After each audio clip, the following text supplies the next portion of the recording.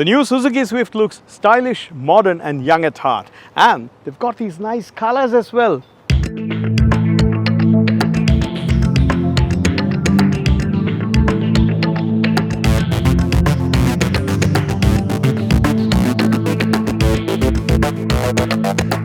Hello there!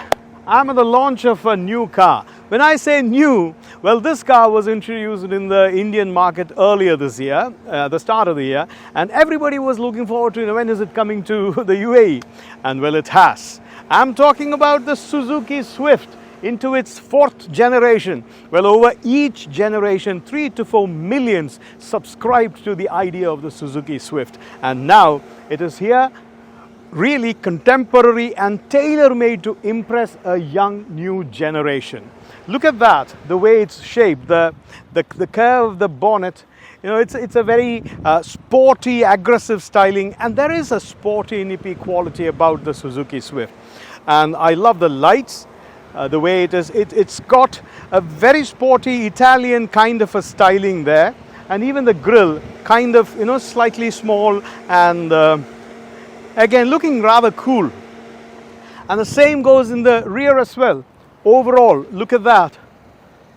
It's kind of, shaped a bit ballooning onto this side, so which is again more aggressive and solid is the word. And I'll just quickly show you something. The boot space, this is a subcompact small car. The boot space has a 9-inch depth in there. Look at that. So that is the kind of, and you have this manual feel. So you have this, that is indicative of the space that you find inside as well. We'll just get this out of the way. Suzuki Swift is a small car, but it provides enough space, and I've never, while using it in India, I've never had complaints about the space. So same goes here. You have a pocket here, synthetic fabric. Anyway, the seats looks comfortable, they feel comfortable. Let's go into the front. The Suzuki Swift cabin in the 4th generation is completely changed, and that I would say probably is the most important change because it is tech-laden. When we talk tech inside the Suzuki Swift cabin, the first thing that strikes you is the solid. The word is solid, the touchscreen. This is a 9-inch touchscreen while the other trims get 7 inches. And look at this. You can interchange, you have the fuel economy here, range here, a lot of useful features, and music goes right there. Pretty simple to operate, a lot of plastic here and there as expected, and when it comes to, again, tech, the whole air conditioning management is digital. A very simple switch here for the blower and the temperature setting. Very neatly arranged. Probably the only thing that you will miss is the wireless charger, but there is a mobile space holder here. Cup holders and the manual feel of the old handbrake. Well, nice. The steering, again, rich with buttons, and you have paddle shifts. You have paddle shifts here because I'm used to driving a manual Suzuki Swift. So I really am happy that there are paddle shifts. And now coming to, even this one is quite a modern interpretation of the driver information space with stuff that you need to know. Now, let me tell you about the engine. Swiftness goes with lightness of being. So this Swift also feels a bit, it is designed to be light, but then it doesn't feel so during the drive, and that is a positive quality. It feels as light as to permit excellent maneuvering, but you know what I mean. It still feels solid enough. And the contributor to that would be the solid, very sure braking. And that I'm talking about, like, for example, look at that. I like the sound. It's quite different from the sound I know back home. It's a 1.2 litre engine, the same that we know. 82 horsepower and 113 Newton meters of torque. 0 to 100 comes up in around 12 to 13 seconds. But the good thing is, on the drive, it feels quite nippy and quite willing to, accelerate with your demand. And handling, look at that. Look at that. Now, the Suzuki Swift was always a happy car to drive, and it remains so.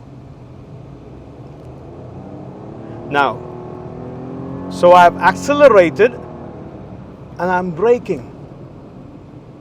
Very sure, non-hesitant, no slips, really good.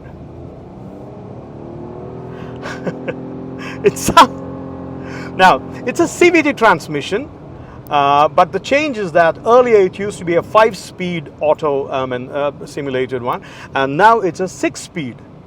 Especially, that makes a difference when you're driving the manual. And so what's the advantage? Well, or rather the change is that earlier it used to be a 4-cylinder engine, and now it's a 3-cylinder engine.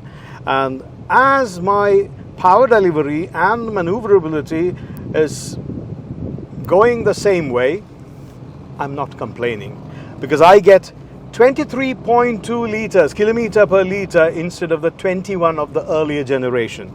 Now, how much does it actually translate to on normal road drives? Over a longer period?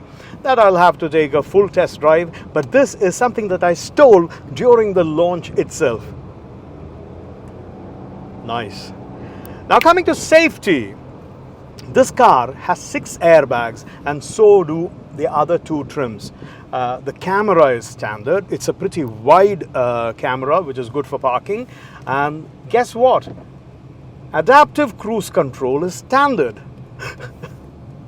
So, well, the blind spot monitor and lane keep assist and all that happens only in the top trim. That's the one I'm driving. But otherwise, whoever would have thought the Suzuki Swift would come with adaptive cruise control and cameras and 6 airbags across the range. So, yes, it is upgraded in terms of all this. So, what's the price? Well, there are 3 trims, 51,900, 54,000 something, and the top trim comes for 59,900. It's a bundle really worth, especially because it drives as good as it does. Nice. They used to have a sport version. It's mostly packaging, but still it looks nice. I hope they bring it too pretty soon. See, the maneuverability is rather good.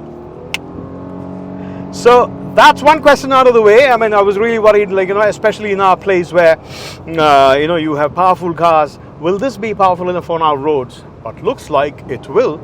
And probably the only thing that is different from the cars that we know, many of the cars that we know here, is probably the feel of that small car. But that all said in a good way. The Suzuki Swift is definitely worth a test drive. You're going to enjoy it.